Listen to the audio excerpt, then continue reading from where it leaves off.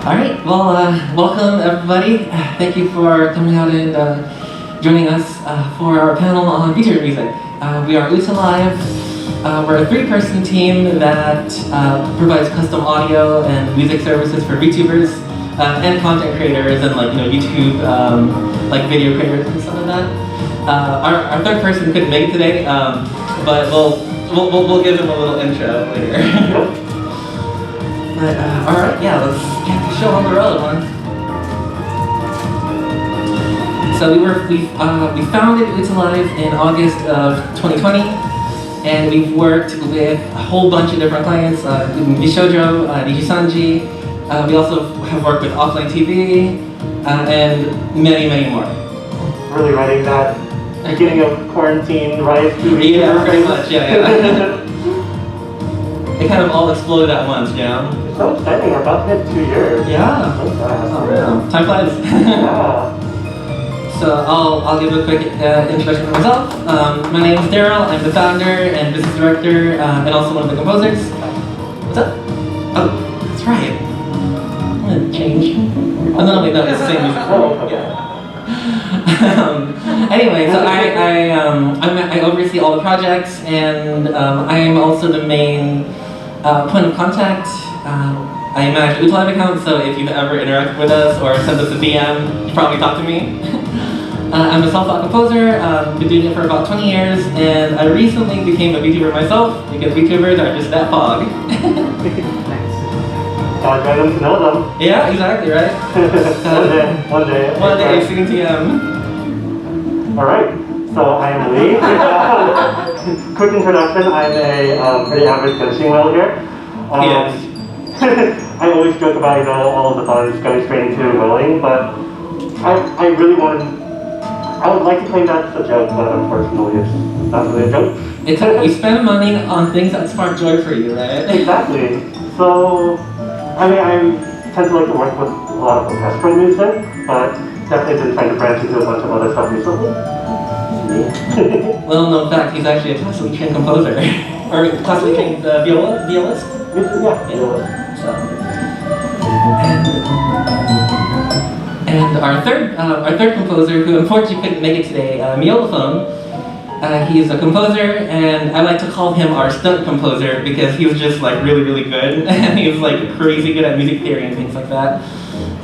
As you can see, he likes to compulsively add 1,000 key changes to every track. That's a little bit of an exaggeration, but only a little bit. He started composing in elementary school, and as you can see, he has shit taste. He stands each other. I'm kidding. I'm kidding. All Love Life stands are welcome. But yeah, Stan Nishikinomagi. If you look hard enough, you can find one of his really, really early compositions on YouTube somewhere. Yeah. Don't tell him I said that. It's okay, this isn't being recorded or streamed, so... Stay between us. What happened to OffKai Expo stays in OffKai Expo. Okay. So, yeah, let's talk real quick about why a VTuber would benefit from having custom music. So, if music sets the tone for the stream, gets people into kind of the right energy. It kind of gives them, a little bit of an expectation as to how, what kind of stuff to expect during the stream. It helps the streamer strengthen their brand. So right now you're listening to Hime Hajime's BGM for Bishojo. This was composed by Miolophone, and I would say that this was such a ball. Yeah, right? Just the number of times this thing gets posted on YouTube on channels not belonging to us, it's definitely a testament to. Yeah. It's basically her theme song, so it's definitely a brand. Audio is a branding tool. Any Hime Hajime subscribers here? Right? Well, hopefully you will be by convention. She should come on, huh? Right?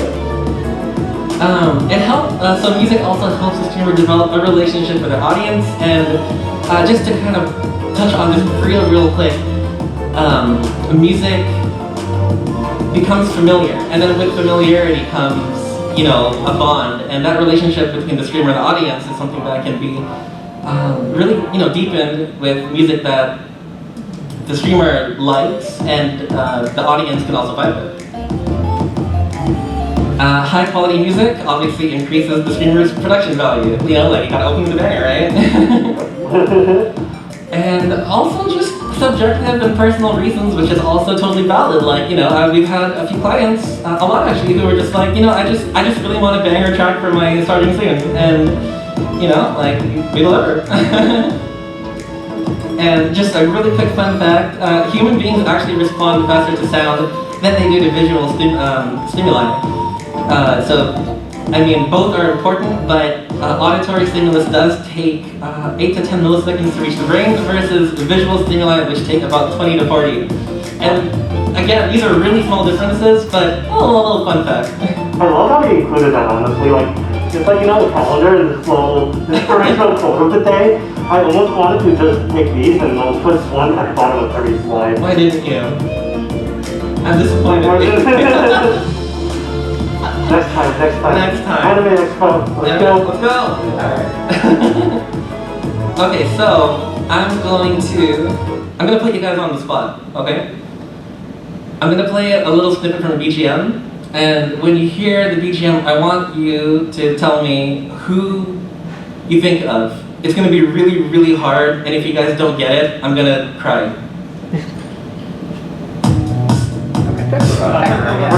So, any hands? Show of hands, who recognizes this? Yeah. And, you know, like, you don't have to tell us, but, you know, just kind of think about how does the BGM make you feel when you hear this, you know? Like, what kind of pictures do you see in your mind? Like, you're probably picturing, like, you know, some like, carrot girl. Yeah, I think what's really the strategic lineup is that I think this is probably one of the most iconic BGMs right now in VTuber land. And it really demonstrates, you know, how you can add an entire dimension to the persona and the brand that you're trying to deliver. And I think that's ultimately, you know, kind of the goal. Because this track, right, this is a Dodo Syndrome. Yeah, it's actually a freebie track. Free to use track, anyone's free to use this, but once Petro kind of took ownership of it, that's all you think of now when you hear this track, and it's so becomes so synonymous with their brand. Very, very powerful.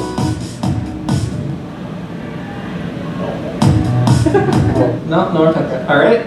And then we're just, I'm going to show you guys another couple, short clips. When you hear these BGMs, you know, kind of, I want you guys to think about what would you imagine that this VTuber looks like? Like, what would you imagine that their energy or their personality or content is like? And you know, maybe these titles might seem familiar to you. So if so, then you know, just kind of do your best to imagine. But feel free to toss out answers. Yeah, I mean, feel free to shout out whatever you guys think. Lo-fi is a very popular subgenre for VTubers. I'll definitely say that.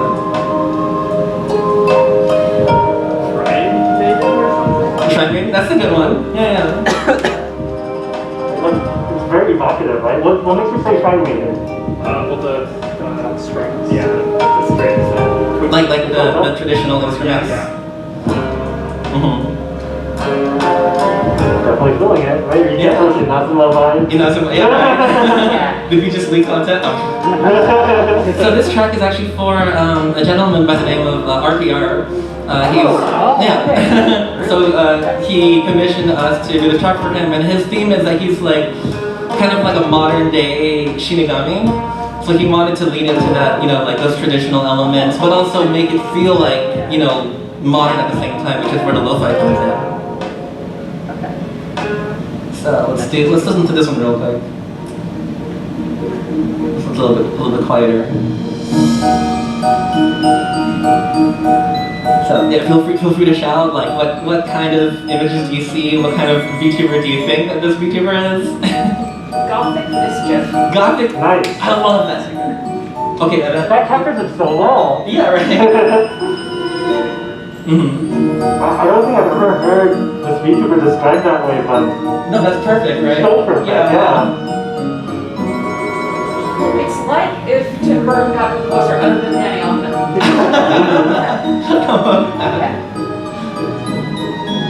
No, we'll give it a few more seconds, and then I'll touch upon it. So what does this little change make you guys feel? Yeah, like a ball there. All right, it's kind of like an elegant feel almost. Yeah. And that's a very, very good point, because this BGM is for a streamer who's actually one of our she's one of our partnered VTubers named Komaria, and she's you're familiar. Okay, so you recognize this at the start. I thought it would be her. I haven't heard this, I think. Don't tell her. But yeah, she's a vampire, gothic. She's definitely got quite a bubbly personality, and a lot of times she can be very animated, I guess, So I love that you guys throw out gothic, like ballroom. Like her thing is like, her setting is a cathedral, so we kind of wanted to introduce some of that imagery into the track. So very, very nice. You guys are very good at this. And real quick, also just want to touch up on you can actually have alternate versions of the same BGM. So I think you guys might be familiar with this one. This is a BGM for Fruit. One of our first Bishoujo clients. So, she wanted something that would match her kind of overall vibe. And then we had Mio, our stunt composer, make like a funky disco, like electronic version of that. It's the same song, but it evokes a very different feeling, even though you're already familiar with the melody from, hearing it during her usual streams. When you change it to this, Guys, we're gonna play it is so good. Take a turn. Thank you, Mio.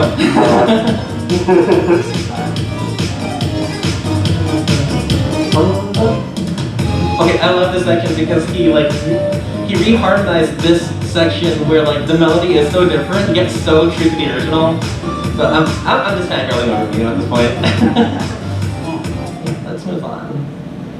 So one of our services, we call it the VTuber pack, and it's like kind of a complete set of 4 different BGMs. Sometimes we like to describe it as, the VTuber having their own soundtrack, their own anime soundtrack. And I think just in general, this is kind of what we've experienced that most people like, right? Even before VTubing, we've seen kind of these 4 elements used a lot in various other streamers. So here's just a quick demo of a full pack for a VTuber. Right here we have an intro for specifically, she's kind of like a forest bear kind of VTuber. I feel so, right, Kumamori Eniko. I feel so bad for getting these names, but it's so late today.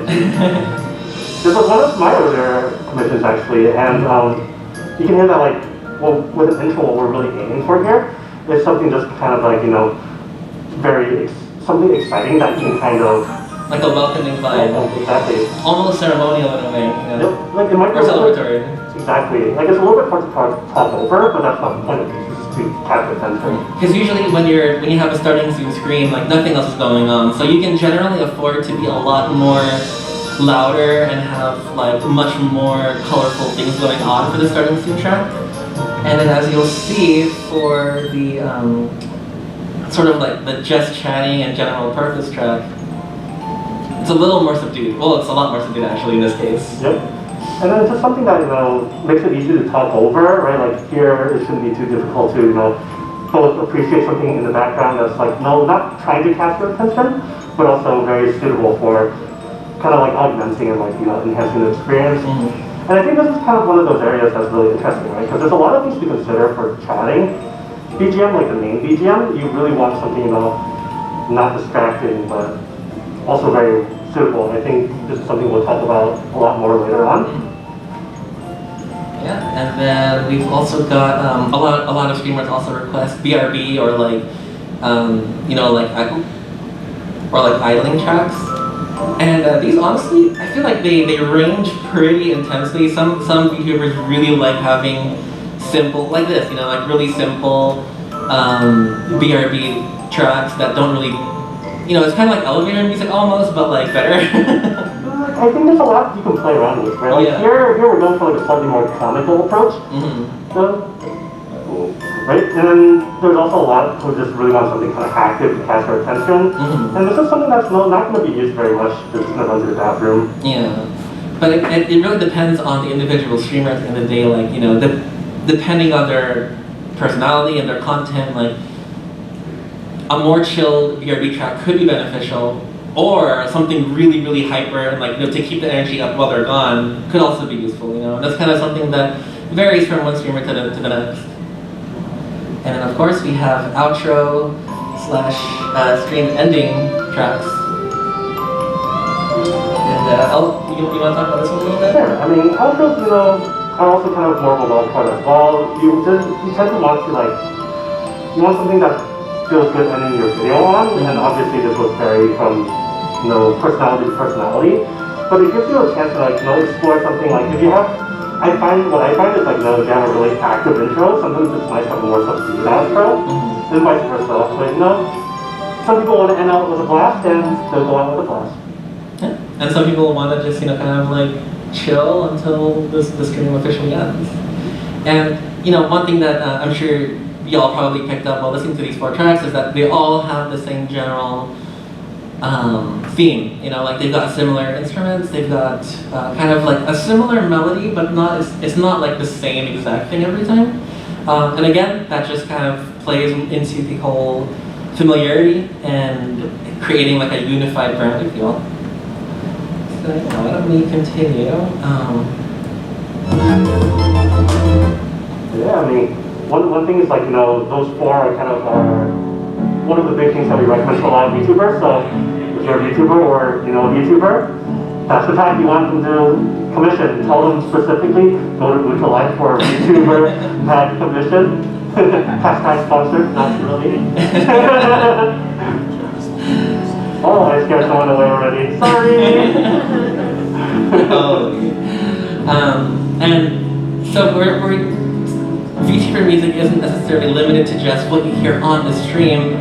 Other types of music that VTubers can utilize to build their brand and build familiarity with their audiences. You know, music for lore videos. You've seen a lot of those lately, where they get whole entire soundtracks for the thing, which is totally awesome. Promo videos.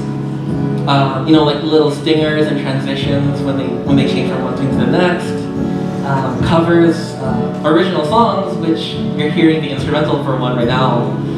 This is actually a song for Silverveil titled Home. And it was one of the, I think one of the, or no, her very first song release. And it was really cool working with her on this, but yeah, I mean, it's definitely become kind of anthemic for her community, which at the end of the day, you know, that's the ultimate goal, is that the music has to serve the VTuber and their community and make their brand better, you know? It's really exciting, right? This is the one that someone did the drum cover for too, right? Yeah, well, Zenturia did a drum cover. Oh. And then the winner for Miku Expo 2020 or 2021 did a remix of this, and it was dope. Wow, I did not hear that one. No. Wait, you have to show me later. Yeah. Shout out to Plunger Moose, did a really sick remix of the song. So let's talk about some elements of what makes a good BGM. So like we said, it should usually or generally match the vibe and energy of the streamer or their content. And you know, that really differs from one VTuber to the next. It should be easy for the streamer to talk over, especially if it's something that's going to be used for like for a just chatting stream or some kind of stream with a lot of talking involved. It should be mastered at a moderate volume for YouTube and Twitch and stuff like that. Just tracks that are really, really, really loud are a little difficult for streamers to work with, and that's something that I kind of learned from picking up streaming myself. You know, I found that mastering to like really crunchy big volumes just maybe turn the music down anyway, and it doesn't sound as good when you have a really loud track that becomes quiet versus, you know, you master the track at a medium volume to begin with, and then that's, to me, that's the best middle ground for use in streaming. I'm sure you guys have definitely walked into a stream here or there, music's too loud or too quiet, and sometimes, you know, like, a good BGM makes it easy for them to make that adjustment, because like it sounds right when it clicks. And it's kind of built around their voice already, you know, it's like built around the style of content that they do. Yep. I'm surprised you managed to fit this track in here. Well, it's a good track. Lee wrote this, by the way. And it doesn't, so VTubers don't necessarily have to be complex or catchy. They can be, if you guys are familiar with Bubby, or Booby, I think Booby VT, right? Iron Mouse's friend. You know, like his track, he wanted something really over the top and like really like big orchestra, fancy like runs and everything, you know, and sometimes they just a simple piano melody, you know, like one piano and you're done. And it, one misconception that I see among, you know, music producers that are interested in getting into VTubing is that like, oh, I have to have like a cutesy or like, you know, like I have to make feature days or I have to make like lo-fi or like, you know, kawaii music, stuff like that. And there is a market for that for sure, but that is not the end-all be-all of VTuber music. So there is no specific like VTuber sound. Of course it's a VTuber sound. Like, you know, if your track doesn't sound like Pekora or, you know, Lemon Cake, I don't think you should be dating. Yeah. Least But joke. You know, we have to maintain the balance because I'm over here being like, oh, so serious VTuber music, and then, you know, we have to offset the energy with a little bit of chaos, right? I'm so surprised about Lemon Cake. Like, literally everyone used that track for super early on. It's a really freaking good track, Lemon Cake. I like Lemon Cake. I also like physical Lemon Cake, it's good. Alright, so I'm going to talk, I'm going to try and breeze through these slides real quick, because this is a really big topic that honestly could be an entire panel on its own, but I'm going to just kind of give you guys the TLDR, if you will. Working with VTubers. So if you're a music producer or a composer and you're interested in working with VTubers, producing music for them, then hopefully you'll find this helpful. And these are questions for composers to ask clients when they're, you know, when you find a new VTuber who wants to work with you, or, you know, you like hit it off with a VTuber friend and, you know, you guys talking about collaborating and having you do music for them. These are the kind of questions that are really beneficial to ask them. What kind of vibe/sound do you want the music to have? How do you want the music to make your audience feel? Are there any existing songs that you want to use as inspiration or reference? And sometimes they'll already have this when they come to you, you know, they're like, oh, can you make me lemon cake, but different, you know? And this is a really good question to ask. Can you share anything else about your VTuber that can help me get to know them better? Like lore, artwork, the kind of content that they like to do. And this is really beneficial because it may not have anything to do with the music, but you getting to know sort of their persona helps you get into their world a little bit more, and, you know, it'll help you come up with something that vibes with them, you know, like a lot more accurately.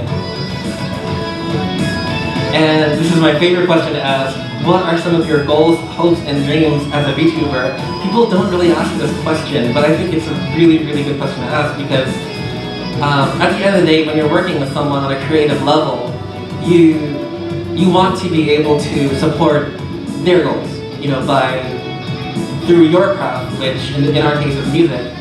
And this is a great question for, you know, for artists to ask, for like mix engineers to ask, for like, you know, like live 2D riggers to ask. Just because when you understand your client's goals and their hopes and dreams a little bit better, it's you know, working with them just becomes a lot more organic, and it becomes a lot more of like a mutually beneficial relationship. You know what I mean? and some questions to expect from clients. I don't know the information I should provide. I mean, you're good on this because you know you just ask them the questions that we talked about in the previous slide. Also, if I'm going really fast, you know, feel free to tell me to slow down, or you know, like we'll do a Q&A at the end, and you know, I can give you guys a little more of an in-depth explanation. What are my usage rights over the music? This is just something that you want to try and get established as early as possible, so that there's no misunderstanding later on that, you know, if they put it on Spotify and you didn't want them to, then that should have been here from the beginning. I don't really know what I want. Can you just go off of my art / lore / etc. and you know? Sometimes that's enough. Like that's a really nice thing to have. And like that's not necessarily a license for you to, you know, kind of like YOLO and do whatever you feel like doing. It isn't. I mean, sometimes it is. Sometimes they'll tell you like, yo, you know, like I need music, and honestly, just make me like good stuff, you know. Like, all my tracks are pretty yellow. well, look good, YOLO at least, you know, like. But yeah, I mean, you know, like again, ask them the questions about their goals, their hopes and dreams, what kind of content they like to make, and you'll get a much clearer picture of what they're sort of expecting, even if they say they don't really know what they want. You know, like you can fine tune that a little bit more. But if they tell you to go YOLO, then please, by all means, like go YOLO. I don't exactly know what I want, but I may have a general idea. Can I give you a list of reference songs? And you know, that's just something that you kind of expect. That's how it works. And how much will this cost? / what are your rates? And again, this is another topic that I could probably spend like 4 or 5 hours talking about, but I won't go super in depth today. But just know that this is something, you know, that you should probably expect when you're talking to a VTuber that you're hoping to work with or are hoping to work with you. That's like a lot of that's material, but like I really think this is like, you know, a really good way of just kind of also understanding kind of like the branding from a different side, right? Like this is from a sales perspective, right? Like when you think about like, you know, all of these things come together and really kind of help like, you know, further explain like why these types are so important. And kind of what we look at to make sure that we get something very much worth what you're spending for. I mean, it's all about expectations at the end of the day. You know, like the client should have a clear expectation of, you know, what they'll get from you, and you should have a clear expectation of how they'll use it and how that would, you know, play into your own brand, you know, as a music producer. And real quick, how to get music commissioned. Network. Or in other words, make friends and build trust.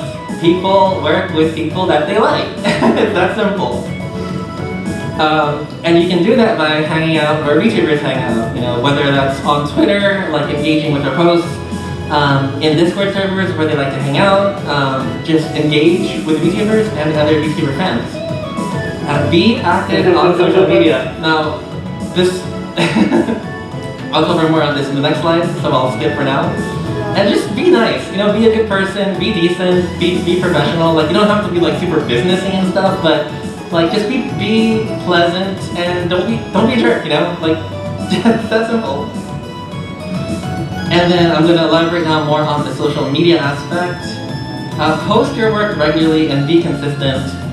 If this means posting like a snippet of a track once every 2 weeks for you, like if that's the schedule that you can commit to, like, you know, do it. Like it doesn't have to be every day, and you know, sometimes when you post every single day, it kind of like overstimulates your followers in a way. So, you know, like as long as you're consistent, you know. And the cool thing is that when you post, it doesn't have to be like a full song each time. People love works in progress. And so short snippets, like a 10 or 15 second long preview of something that you're currently working on. Like people love hearing that and seeing sort of your process in the works. And often at times, you know, and this may be like a for better or worse kind of thing, but often at times people actually enjoy hearing and seeing the work in progress more than the finished product. And you know, that's just kind of how it is. And over time, you know, you'll build a fan base that will appreciate and want to consume your full-length songs and, you know, want to really immerse into your work. But, you know, if you're just trying to like build up a portfolio, like, dude, like a 4-measure like snippet, that's totally legit. I think it really helps when you're like working on one track here, right? Because I feel like for personal projects can sometimes become a trap. Yeah. So like you post your work in progress and then you get all the attention for it, and then your motivation to finish it just poof. Yeah. So yeah, again, like that's totally something we could spend hours talking about. But you know, for now, we'll just leave it at this. You don't have to only post music. In fact, you probably shouldn't, because people enjoy working again with people who they like and they can vibe with. That, oh, you know, like this person makes really cool music and they also have posts, like they have good shit posts that I like, and I find their shit posts funny. I'm gonna work with them, you know.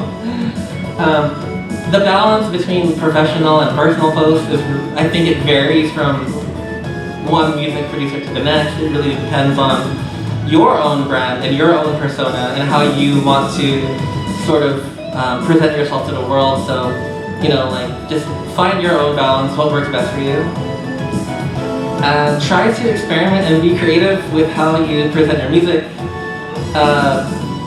Posting like a video capture of your dog, or like a little piano video, like, you know, things like that are totally cool, but you don't have to stick to just that. You can make like crazy like video animations and motion graphics if you have friends who can do that, or if you yourself know how to do that. Like, you know, people just like seeing variety when they're perusing your content. And this is probably the most important thing at the end of the day, to be honest. Engage and interact with others, because it's called social media, so you can be social. And I'm super introverted, so you don't have to be like, you know, like this like social butterfly who's like talking to every single person, but, you know, just like engage with content that you think is cool. You know, like talk to VTubers, like tell them they're cool if you like their stuff, and just at the end of the day, it's all about existing in the space that VTubers are existing in, and, you know, like becoming a part of that world, and over time they'll want to work with you. Exactly, right? Ariel was a VTuber all along. Feet reveal. Alright, thanks. Pound vote number. Anyway, so workflow. Yeah, I mean, I think kind of like, you know, we kind of talked a little bit about, you know, what we expect, but at the end of the day, you know, like, music is very much a creative process, right? I'm sure there's a lot of, in the VTuber experience in general, right, you know, lots of different things come together to make your VTuber. How many people here are artists? Yeah, the artists, and the like animators, and I see two over there. Like any creatively involved music, yeah, like a good handful here and there. And like, I'm sure you guys understand, right? Like, at the end of the day, like, it's really, sometimes really hard to kind of like get into the right workflow, and it's so inspirational based that sometimes you spend your time just really trying to find that inspiration, right? I think this is like a very common question whenever I go to like, you know, anime conventions hosted by a composer. We start talking about, you know, like, one of the biggest questions is how do they find inspiration? And I think that's the question that's, you know, that all of us are always wondering about, right? And I thought this picture that, you know, really properly indicated kind of how I feel sometimes when I'm composing. Yeah, same. I'm sure anyone who's done any sort of creative work can relate. So, kind of funny story though. Earlier last week, I watched a movie called, earlier this week I watched a movie called Cinephile. Has anyone seen that yet? It's really good, you guys can watch it. And one line that really stood out to me was, the whole movie was about making movies, and one of the producers was, one line that she said really, really stuck with me, is that sometimes you see a person and the story writes itself, the movie writes itself. And really, like, I think for composition, that sometimes happens, and whenever that happens, it almost always ends up being a bop, ends up being your best work. And this is really great, because, like, you know, that inspiration strike hard and really embody the stuff. So I think a lot of it is like, you know, you really have to find a way to discover that inspiration, right? And at least, I think here is like, you know, a good opportunity for us to, you know, talk a little bit about kind of what we do to maintain that inspiration, right? And like, for me, just like starting with me at least, a lot of it really just comes down to, you know, making sure that you're doing a little bit of that research, right? Like going through tracks that are similar to it. And a lot of noodling around, brainstorming ideas, like, you know, I actually do noodle around on the piano a lot too. You kind of think about what I want, you know, play around with guitar, maybe even just like, you know, bang out random things on the keyboard. And playing with soundtracks can really help. Sometimes digging through your library, you know. I think one big thing for composers is we always buy way too many libraries than we actually use. VST Buzz I've spent so much money on that site. Black Friday comes around and you're just like, no, I have a string library, but I need another one. And just sometimes, you know, you go through some of those purchases that you might not have never used and just, you know, Exactly. play around with a couple of the notes here and there, and sometimes, you know, bam, that's what inspiration is. And that's happened to me multiple times. Like, I'm a big Reason user, and Reason has a huge library of synth sounds and whatnot, and sometimes I just go through the presets and something hits the chord and all of a sudden the entire piece writes itself. And there's lots of really, really cool things there. Do you want to talk about like maybe what you use for inspiration, or like the common things that inspire you? Yeah, for sure. Well, to kind of bounce off of what you were saying, I am definitely a big advocate of sort of seeing your software and like VSTs and tools as almost like toys, you know, and like you play around with them, and that sparks creativity a lot of time for me. And just to kind of give a little bit of context, there are times where I spend maybe like 7 to 9 hours working on a single track. The first 8 hours is like me playing around with synth patches or like string, like different string libraries, trying out different string instruments. And then the last hour is like, oh shit, the whole song freaking like wrote itself, you know? Like sometimes like that's what it takes.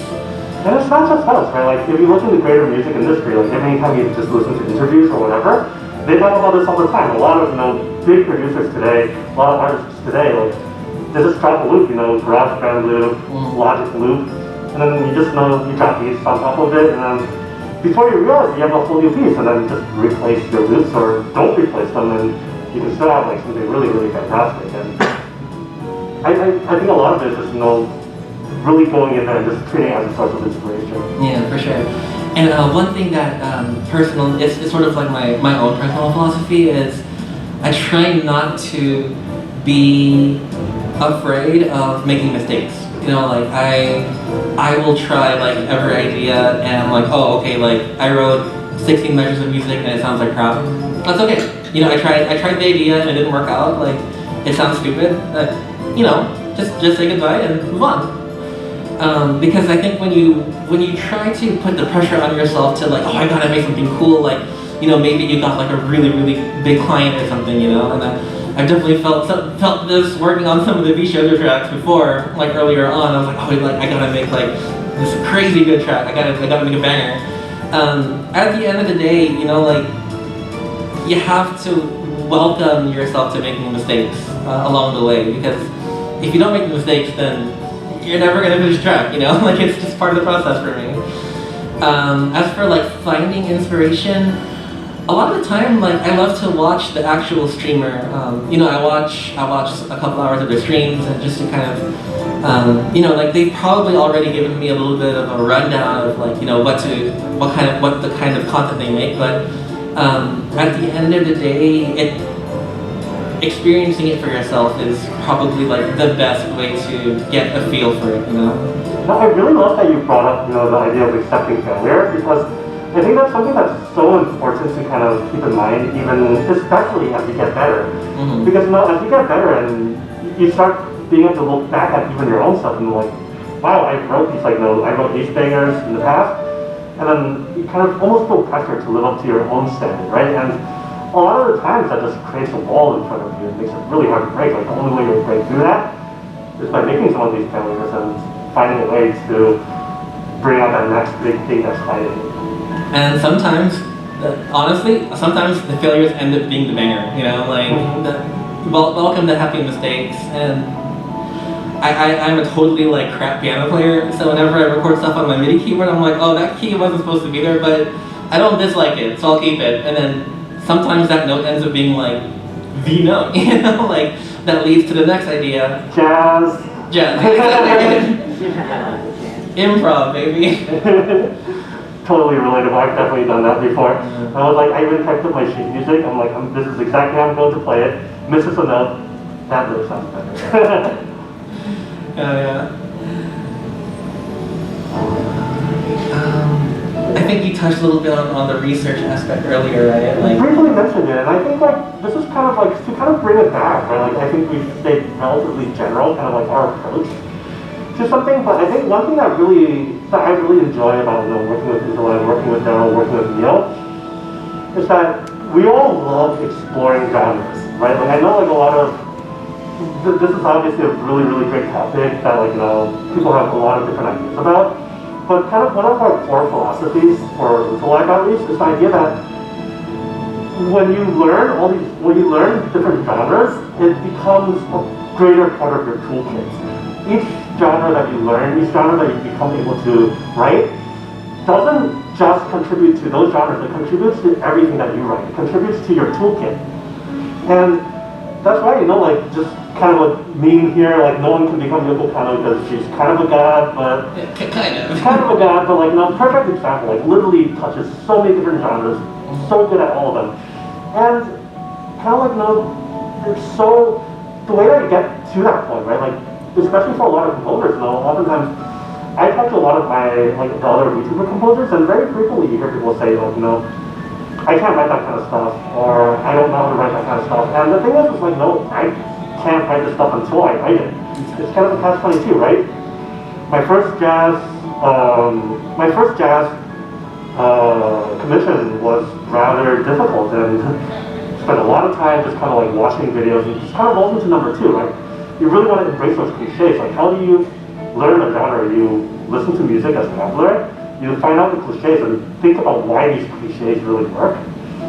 And now, like, I just find jazz stuff working its way into all of my other stuff now. Like, I used to be very, very classical and methodical with kind of how I made my transitions. But now it's just like, spicy chord there, spicy chord there, spicy chord for everyone. And it works really well, like, when the occasion calls for it. And how did that happen? Is because, I took that first leap, made a fool of myself, and grew a lot from it, and really just learned kind of like, what those cliches are. Because I think, especially as like anyone involved in the arts, right, like you feel shameful almost, like trying to write a cliche, because you're like, I don't want to be like that, I want to be something different. But the thing is, you don't have a base point unless you go through that, right? And you go through a cliche, you really figure out why it works, and then you can start putting in other things in your toolkit, maybe from a different genre, and like, mixing it in, being something new, introducing something different. And it's just so much fun, and like, when you finally write that first track, it's so exhilarating. Like, you've done it, like, you didn't think this was gonna work, and it works, and it's just really great. And like, a lot of people kind of get bogged down. They're like, I need to understand the music theory behind it, I need to understand whatever, but the thing is, the cliches are the music theory. When you realize how something works and why it works, you've implicitly understood the music theory. Maybe you can't describe it in those terms, like, oh, this is modulating from, 5/7 to like a suspended 4 over C or whatever. But I don't know that shit. It doesn't matter, right? Like, you've intuitively understood like why this cliche works. And music theory is just a way for you to communicate that with pretentious people. And like, I am classically trained, and I really don't think it gives me any sort of edge over there. Like, it's like, there's so much more to just what's on paper. I mean, it's a different perspective. I think to kind of touch on point number 1 is that, like, when you're learning other genres, you're not just learning the genre, you're kind of expanding your perspective. And when you expand your perspective to include things outside of your lived experiences, your music becomes that much more colorful, that much more adaptable when a client asks you to make something that you may not have any experience in or are not comfortable doing, but still want to do it. And I also want to say that like when you learn all genres, you don't have to be good at all genres. It's totally valid to have your like one or two like specialties. Like maybe you specialize in like EDM. Maybe you specialize in classical symphony, and like that's cool. Like if that's what makes you happy, then like definitely pursue that. But like he was saying, like just try other genres, and that'll expand your perspective, expand your toolkit. You'll be a much more well-rounded and like powerful composer. And like I can't stress enough that you really don't have to be like a master of all genres. Just like like be interested, be curious. Yeah, I mean, like as our third stunts composer athlete says, like he loves diving into new stuff. He doesn't want to touch the same thing twice. He's heard so much idol music. Like you've heard some of his stuff here and there already here, and he's like pretty involved with a lot of outside the community too. And like after writing certain things a couple times, it just doesn't like you don't grow writing the same thing over and over again. You grow when you try new things. Yeah. And then at some point, like we said earlier, you do that and you exist in the space that VTubers are in and like become part of their world. I can't not sing it now. Thanks a lot. That was supposed to be my cool line for the panel. Sorry. No, you're fine. So would you say that the feet, like her voice was the cost for the feet reveal? Yeah, the redeem. The redeem. But yeah, on the topic also of or actually, did you want to touch more on any of this before we move on? No, I think this is pretty good, right? Like question mark profit, and really just like what I mean by profit is really just this is kind of how your research begins too. Like I kind of touched briefly, and this is just kind of how when we need to dive into a new genre that we've never touched before, this is how we do it. And UTALIVE is always open. Like we always take on all kinds of commissions, and sometimes we're too busy, and either Daryl or Neil will have like slightly more experience, and then I'll toss over, vice versa. But this is kind of like the way that we all get there. For sure. And then, to kind of like wrap up with, on the subject of cliches and, I like to think of cliches as tropes almost, like in every anime you have, well not every anime, but you have a lot of recurring things like, you have like, oh, the tsundere, or you have like the childhood friend, or like the rival, musical cliches are kind of like that, yeah, they're easy to spot if you know what to look for, but it doesn't inherently make them bad. And again, it goes back to like thinking about why they work. Like why those like cliches / tropes make you feel that way. And so we're going to show you guys an example of that in a song that we. So 1 second. Oh yeah, go ahead. I thought it was really cool that you actually brought that up. I completely did not make the connection until you mentioned it right now, and it's funny because I actually gave a whole panel about tropes in anime. He's very passionate about anime tropes.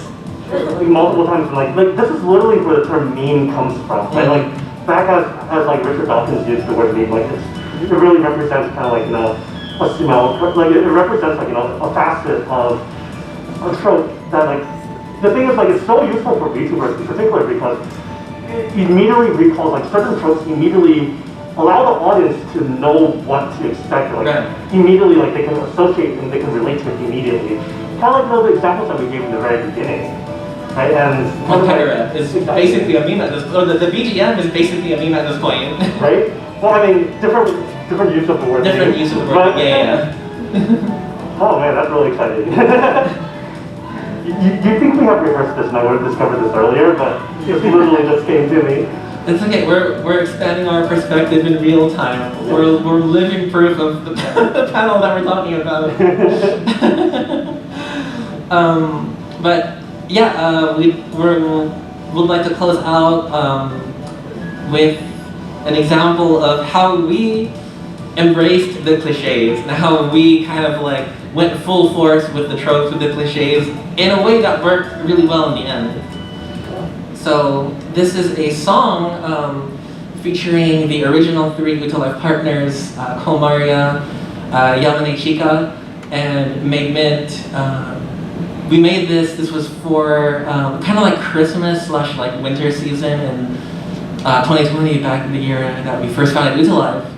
And I think the song will speak for itself when we talk about like, oh, the tropes and cliches. So I'll go ahead and play that for you guys along with the video that comes with it. 'cause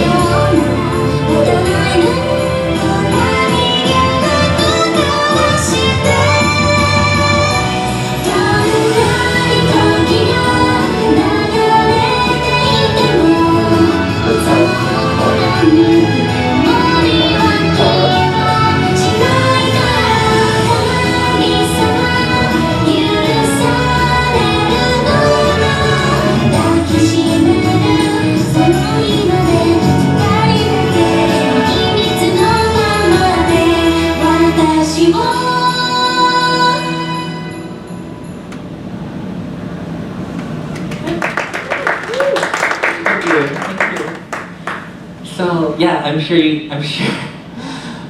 How long did it take you guys to realize that it was a Christmas? Well, without my prior like context, how long do you think it would have taken for you to realize it was a Christmas song or a winter song?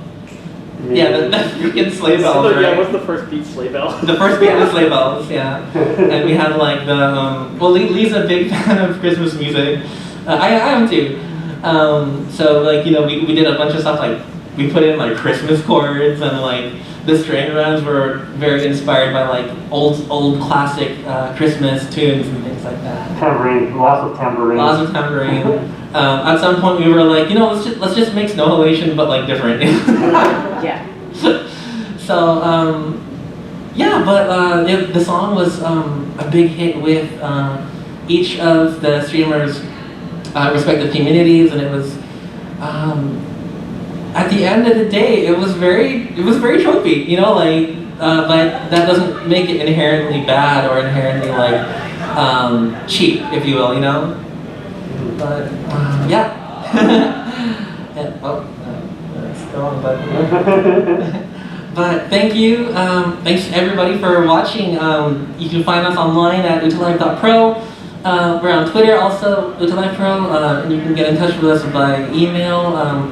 Feel free to hop into our Discord. I should have made that a QR code. But also the link is in our Twitter bio, so you know, if you guys want to come by and say hi, you know, you're more than welcome to join. And also say hi to us after the panel if you'd like, if you have any comments. And actually, if you have any questions, we are going to open the floor.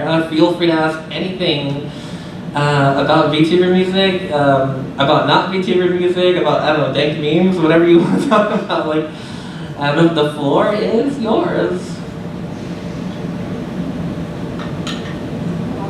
Okay, well, we'll do Jessa and then we'll get to Gabe. Okay. I guess what was the first big surprise when you started working with VTuber specifically? Like, was there anything that took you off guard, or like, oh, we need to keep this more into account? Or what was sort of the first big? Oh, that's a really good question. So the question was, what was the first big surprise that we encountered when working with VTubers, and like, was there anything that we needed to, like, oh, we should take this into account for the future? That's a really good question. Let me think about that for a second. I mean, I know what surprised me the most. I think UTALIVE was actually my first time working with clients. Prior to this client, I've mostly just been composing for fun, and after finally challenging myself to go through the 21-day VGM challenges, Daryl finally reached out and was like, let's make a groove. And I am really, really thankful for that. I think it really changed kind of my musical career in a way, because prior to this I was mostly just having fun doing my own thing, and this was really a big changer. But like, kind of one of the biggest things that surprised me, at least, was the fact that a lot of people requesting for music don't understand music, if that makes any sense. Like, I think they, the way that they describe things are very different, and I think one thing to really watch out for is sometimes they might use terminology that is inconsistent with what musicians are aware of, and you have to be like, kind of always cognizant of like the standard vernacular of like, VTubers or like non-musicians and like lay people, right? Exactly. To kind of like, make sure that you are delivering what they want. Actually, if you don't mind, I have a specific example of that. Go for it. So like I was working with a client, a VTuber client. They weren't musically versed, which of course is perfectly okay. And they asked for a song. They wanted the song. They said that they wanted to change the tempo. Okay, and the tempo is of course the speed of the song. Like, let's say you have a tempo of like, and if you slow it down.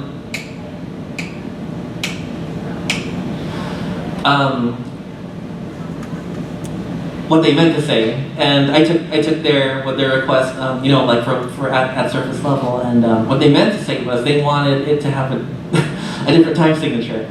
So just a quick crash course for those not aware, like a time signature. If you have 4/4, the song is broken down into 1 2 3 4 1 2 3 4 1, right?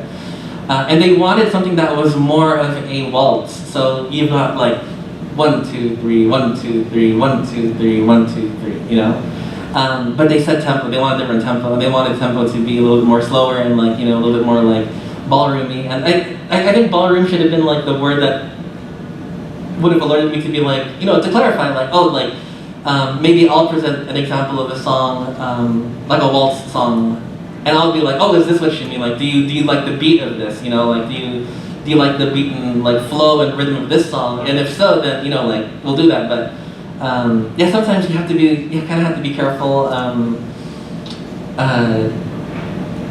This is why it's important to get to know the client, and that was quite an experience, And I mean, it's no one's fault at the end of the day, because we communicate in the best way that we possibly can, and we reciprocate that as best as we possibly can. But, and I think that kind of on the other side of that, right? Like, as a client, and I think one of the best things you can do, like working with music, working with anyone really, right? Like, don't be afraid, or like don't feel pressured to have to articulate your thoughts using musical terms, right? I think it's totally okay to give out vibes or like feel or like reference something that you want, because that will definitely help us also in terms of kind of understanding what you want. Yeah, that's a very good question. Thank you. Then we have it over here. Yeah, so kind of a two-part question. Sure. So, if I were to come to you as a client today, like tomorrow, Right. What would be the one thing that you would want me to bring that like people sometimes don't have? And then, just start with that. Okay, sure. Yeah. So the one thing, like if I had to say like just one thing, right? Like, Yeah. what would it be? What's the one thing that like clients miss when they're requesting a commission? Good question. The one thing that clients typically miss, I think, and I think this maybe like ties in a little bit with what Lee just said about like clients feeling a need to maybe over-articulate or try to use lingo that as a means of like better communicating with us. but I think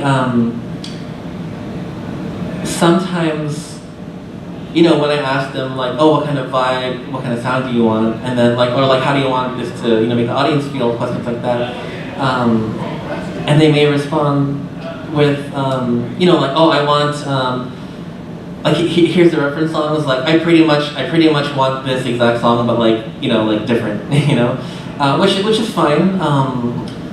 But I think that the sort of the issue with going off of just reference music, as effective of a tool as that can be for learning about what the client wants, is that if they're not communicative of, you know, like the things in between, then it makes it a little bit more difficult for me to get into their world and, okay, like, oh, this is what you mean by upbeat. Oh, this is what you mean by like, oh, I want like a really aggressive track. You know, like, oh, I want comfy. Comfy is such a like versatile word. Like, you know, somebody can say comfy, and then, you know, you think of like nujabes, you think of lo-fi music, like chill hip hop, like beats to study to. I've also heard comfy used to refer to like acoustic guitar music or like gentle bedroom piano kind of music, you know? And I think that, so when you're going off of just references, like that can be helpful for sure, but I think that one thing that a lot of clients maybe don't get the first time, you know, like immediately when they're first contacting us, is that they feel the need to try and communicate that to us in a way that we understand, when, you know, like it's more of a relationship building thing, you know, if that makes sense. Okay, and then do you have another part? Yeah, so like follow-up question. What are the hallmarks of like a great client versus just like a good client? Oh, the hallmarks of a great client. They pay on time. I mean, the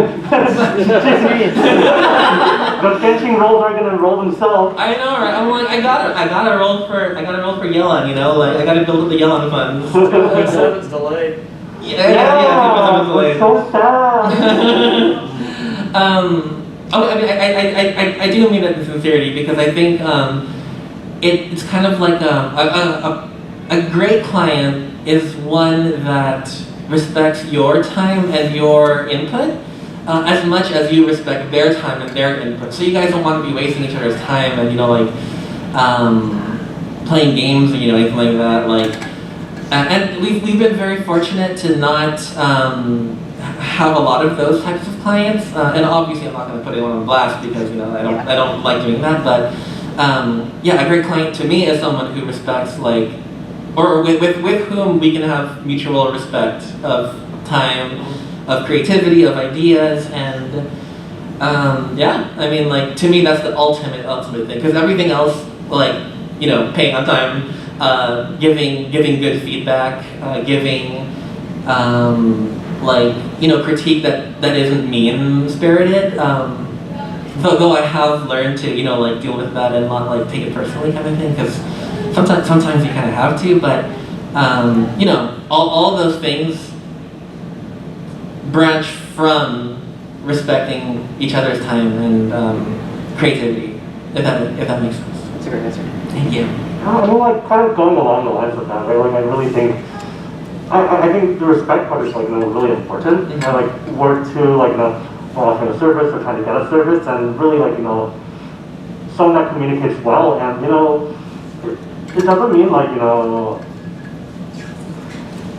like, things always come up, you know, like throughout the process, things will always come up. Maybe they don't like the piece, maybe they don't like what you've done. Maybe they think, maybe they need something done a little faster, and then on our end, right, like maybe we get too busy and we have to delay it. And the biggest important part is communication, right? Like, it has to be communicated. When something slips on our side, we try to communicate it, right? And when like they need something, like they don't like a track, they communicate it, right?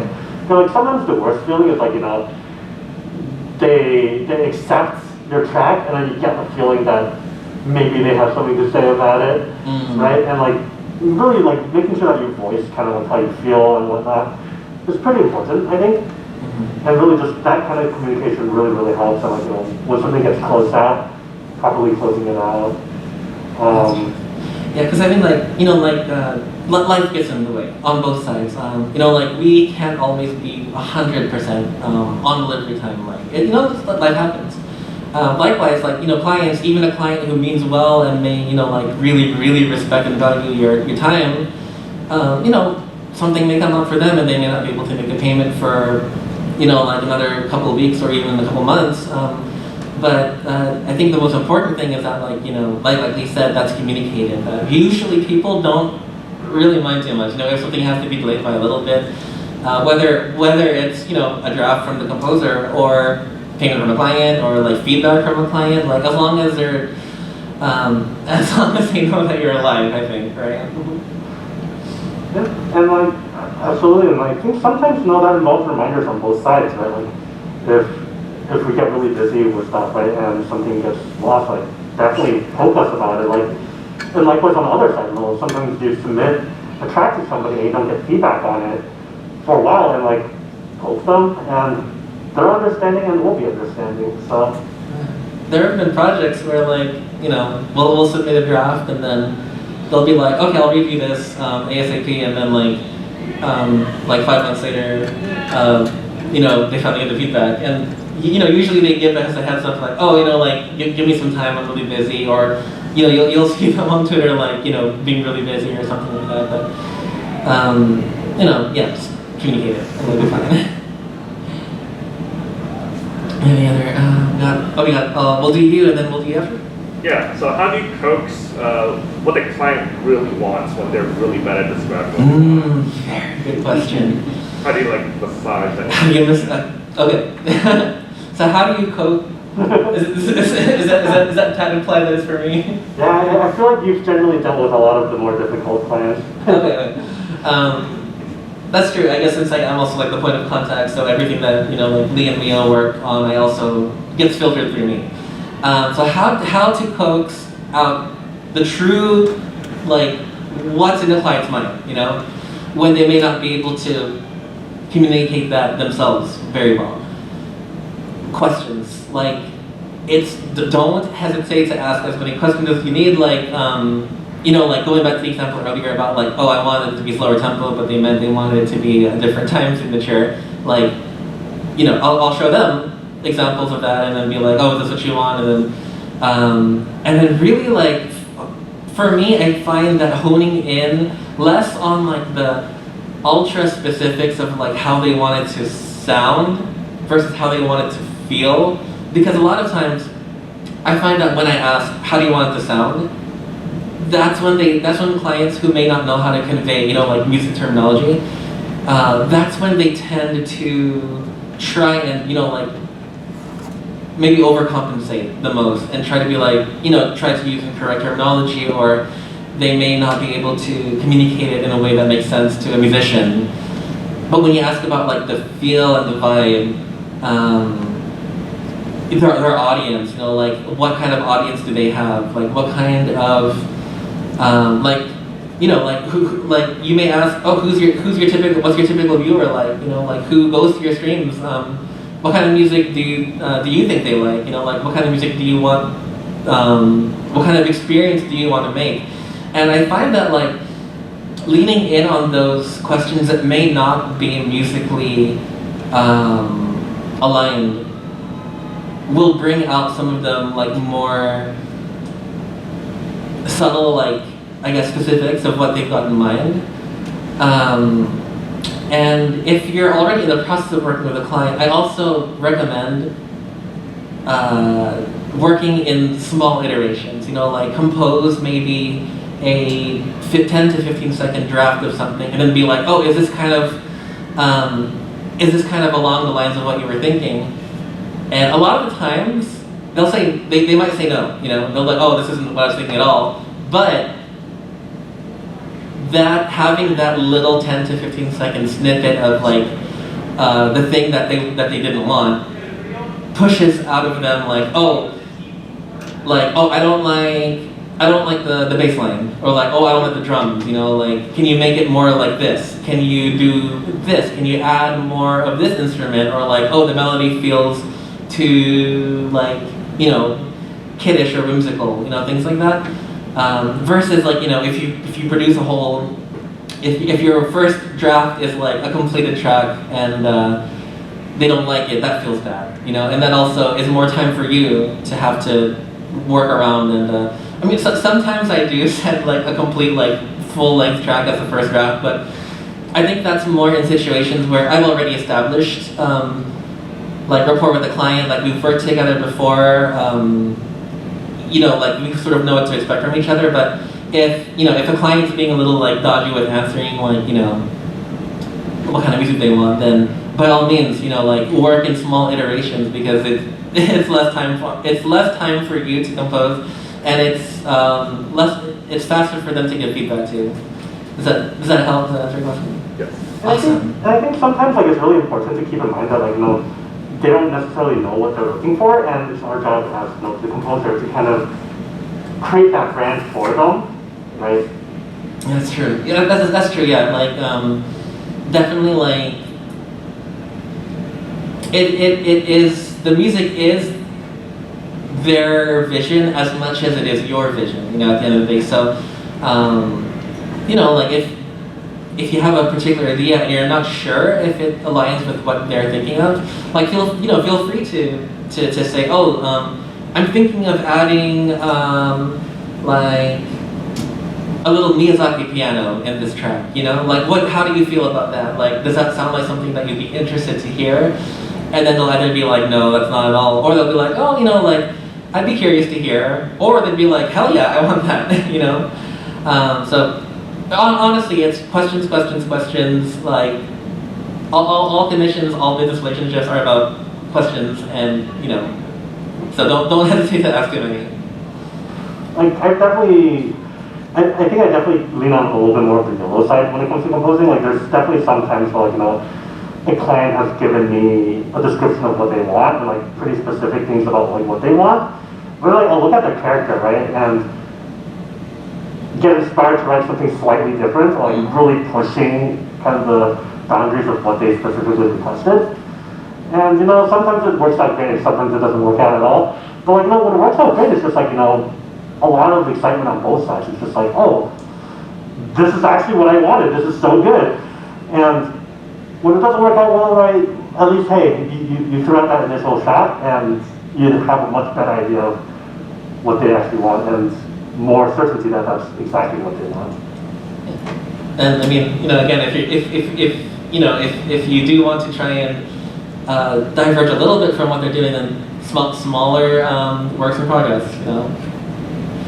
And then you have this over here. Yeah, just a question on favorite composers, because I saw you guys had Omori up on the screen, so it made me think of Pedro Silva and Callum Bowen. You also have Genshin Impact with Yu Peng Cheng, so I'm just wondering what you guys' favorites are. Oh, our favorite composers? Mm-hmm. Yeah, for sure. I guess I'll go first here. Go for it. Yu Peng Chen, I worship the ground that he works on. Okay, maybe that's not so much of an exaggeration. I really love Genshin Impact. I really love the music of Genshin Impact, and actually one of the things that I like to work on when I'm not doing UTALIVE stuff, or you know, like any kind of when I'm doing stuff outside of commissions and working for other people. One of my hobbies is to make Genshin-inspired music. You know, like. I'll record like a scene from, or I'll download from YouTube, like a scene from the game, and then just like remove the audio and like put my own, like write my own music over it. Yeah, just Yu Peng Chen is such a huge inspiration and influence to me. I would say I'm also a really big fan of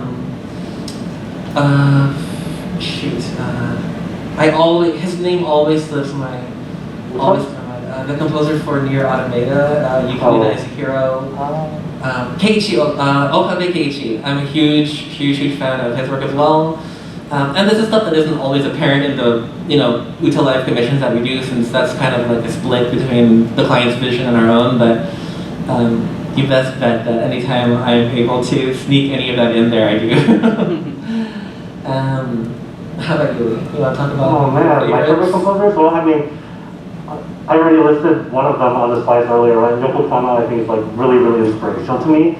The way that like she, you know, tries out so many different genres, invents new genres, and like delivers so well. Like her Minecraft stuff is still like, you know, on my mind just in terms of, it was so on point, right? Like delivering something so interesting. Oh, what other composers do I like? I really, really like Element Garden, Hagematsu Noriyasu. He does a lot of compositions for non-music-y. Just like the way that he like envisions music, the way that he develops music is so fascinating. And in a way, like I think Mio is probably the closest of us three that kind of really embody that type of writing. But like, you know, you don't always have to go with like, you know, the normal ways of developing music. You can try these really outlandish things that like really make a statement and work so well. And that's always been like, you know, someday we'll find a commission that says they want music like, I don't know, Eternal Blaze, and then I will jump on that. I'll keep that in mind. I'll be sure to. Okay, this is a lead thing. I'll jump on that. I think it's so fascinating, like the way he writes something. Like you got caught up on it without even realizing it. I remember like when Slime came out. When I got restarted on Slime, you're like, oh, you loved the opening and you rewrote it. Right. I didn't even know that. Yeah. Yeah, that song's also really outlandish and like does a lot of really like weird stuff that just somehow sounds good. Actually, do you have more? Oh, I guess I've been going for ages. I guess any composer. Like the last one I have in mind though, probably just to wrap it up. Man, I'm blanking on his name. He went to his panel on Crunchyroll Expo. Yes, was it Yasuharu-san? Yeah, Yasuharu, yeah. Yasuharu. He did Naruto Shippuden, and he also kind of came up with the concept of pure metal. Basically, he took Precure, which is a Magic Girl series, and decided to write essentially metal with like, you know, angelic chorus, and it became a whole genre. Like literally in that one part in Saigon with Yasumi, there's this one part where, you know, when Mint is doing her solo right after the chorus starts, or originally I think he just had strings playing there, right? Yeah. And I was just like, you know what, if this was Justin, how did he put a guitar? And then we had a guitar. That's right. There was a little like vision guitar part, and that was his idea. He was like, Daryl, you gotta get your guitar and like record that part. Yeah. And it sounds so fucking good. Is that late enough to be using? Sorry. Oh, that's okay. It's after hours. I mean, the VTuber stuff is happening right now. I think next door or like upstairs. So I mean, they got delayed too. Oh, they got delayed too. Oh dear. Oh, even the loot stuff isn't safe. I mean, I see what I did there. Yeah, real quick. I also a band that I got into recently, Official Hikidanism. Any fans? Oh. Yeah. So I'm not sure who's like in charge of the composing. Since they're a band, you know, I suspect it's probably like they're probably all pitching in some way. But I love the way they mix like funk and like R&B and soul with like, you know, J-pop, like it simultaneously feels like an Oricon like mainstream hit song while also being like funky fusion. And like I grew up on a lot of like R&B and soul. I was a big fan of like Motown for a really long time, like from high school. I'm still a big fan of Motown. What am I talking about? And just like they combine those genres in such a way that like it feels really fresh. I mean, you know, if you've heard any Hikidan song, it's an experience. Their singer's also freaking amazing, so there's that too. But yeah, whoever's composing their songs, I stan. Alright, I think we have a little bit more time for any last minute questions. I think we have like about 5 minutes left. Yeah, I mean, either or is fine. If there's a last question, we'd be happy to field it. Otherwise, I think, I'm not sure if that was the next panel poking their heads in from time to time. Hello. No, you're fine. Okay. Alright. Yeah, any last minute questions or comments? We'll do it. I think. Okay, well, we'll do it first, then we'll get to you if you have time. What's the most unique song that you composed, like completely against the norm? So some polyrhythms, unique instruments that you didn't realize existed at some point. Specifically for a commission, or? Or Well, I feel like this is almost cheating. I was classically trained, and as part of theory, I have had to write serialism. That's probably the most esoteric I've ever done. It's actually really funny. I took one of my serialism projects and orchestrated it for one of the 21 days challenges. Oh, right. And that actually somehow ended up getting more views than anything else I put up, so. But that was definitely the most esoteric thing I've written. For me, there's an animation, like a Hollow Myth fan animation. You guys might have seen it floating around on Twitter by someone named Mazumaro. It's like black and white. It's like Ina turns into like her elder form, and they're like beating the shit out of each other. Oh, it's that one. Yeah. So one of my passion projects was to write my own score for that animation, and Mazumaro, the guy who made it, was very kind enough to let me do it. He gave me his blessing to do it, and there are a lot of moments in that project where I kind of default to what works for me, for me, I'm primarily, I would say, an orchestral composer with like a lot of electronic tendencies, but there were a lot of moments there where I was like, I broke out out of that mold a lot, like polyrhythms for sure. I had this section where like there were time signature changes like every measure, like things like that, like.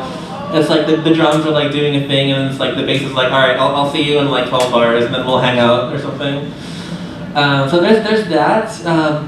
But I have another answer actually, which was for a game that I scored a few years ago.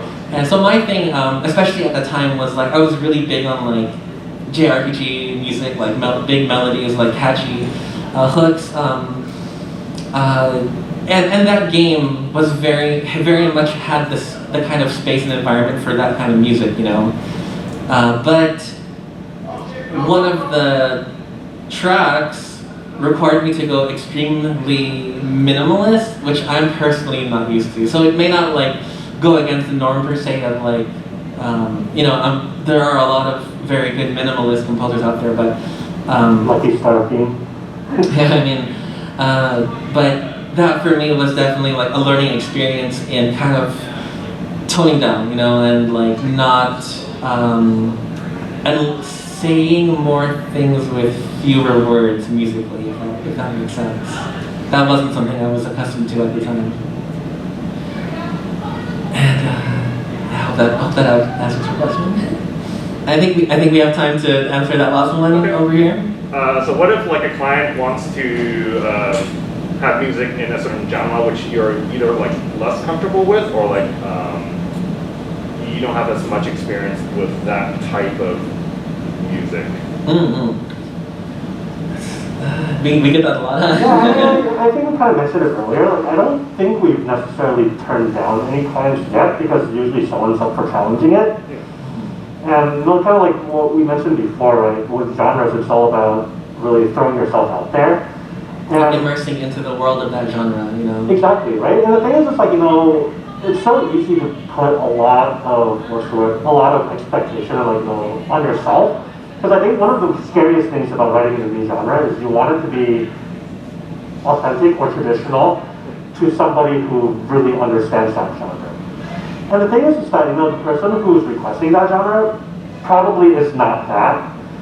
And in our case, I feel like we're usually pretty good about, playing around with the cliches and getting our tracks to the point where like it's close enough that like under any sort of scrutiny, like it's going to feel very authentic and they're going to be very happy with it. But even when I talk to other composers, right? Like I had one friend, like she got commissioned a track for jazz. Like they wanted something like Persona 5. And big band jazz, for anyone who's like familiar with the genre, it feels extremely daunting. Right? Like it's a lot to write, but she just picked a couple of key points, like a funky acoustic, like a funky guitar, a drum track on top of it, and like maybe someone familiar with the genre would say it's not exactly that, but it more than suited the client, right? So like I would say that she was very successful in delivering that track. Yeah, because I think I've also done a lot of big band tracks for clients like Iron Mouse. And just a lot of the time, they don't usually, at least in the world of VTubers, they are not expecting like completely authentic to, like that genre. They just want it to fit their vibe enough. So if you can manage to get that, then, like that's more power to you. I think that's our official, And a last like a statement, right? It's not that you're compromising, it's that you're prioritizing what's actually important here. Right. Right? Like you're not composing for like, you're not composing for a convention of, jazz, big band jazz specialists. You're composing for someone who wants a catchy tune that can represent them and that can represent the brand that they can be proud of to stream, right? And at the end of the day, like, that's just what really matters. If they like the tune, the community likes the tune, then, it works. And if you like the tune, even better. That's why don't be afraid to try it. Like if you've never tried it, then try it. You'll be surprised. I mean, at the end of the day, if you really struggle, then refer to someone else. And funnily enough, I don't think we've referred out. Right? We usually refer out for pricing reasons. Like, I think usually people refer tracks to us actually. Yeah. For genre issues. But I mean, referring composer friends is such a big win for me too. Sometimes. For whatever reason you do refer a different composer for the project, and it's a great feeling. All right, I think we're pretty much out of time. So thank you so much everybody for coming and hanging out, hearing us talk about VTuber music stuff. And again, you can find us online at our website or our Twitter. Feel free to hop into the server, say hi, poke us, let us know that you went to our panel if you want. And a big shout out to OffKai Expo, especially to Mari at OffKai. She's been a huge help. And a big shout out to the event staff and the tech crew. It's a big challenge to do this kind of talk, so I really, really appreciate it. And you guys have my gratitude. I hope you guys have a great night and rest of the con, and we'll see you around. Thank you.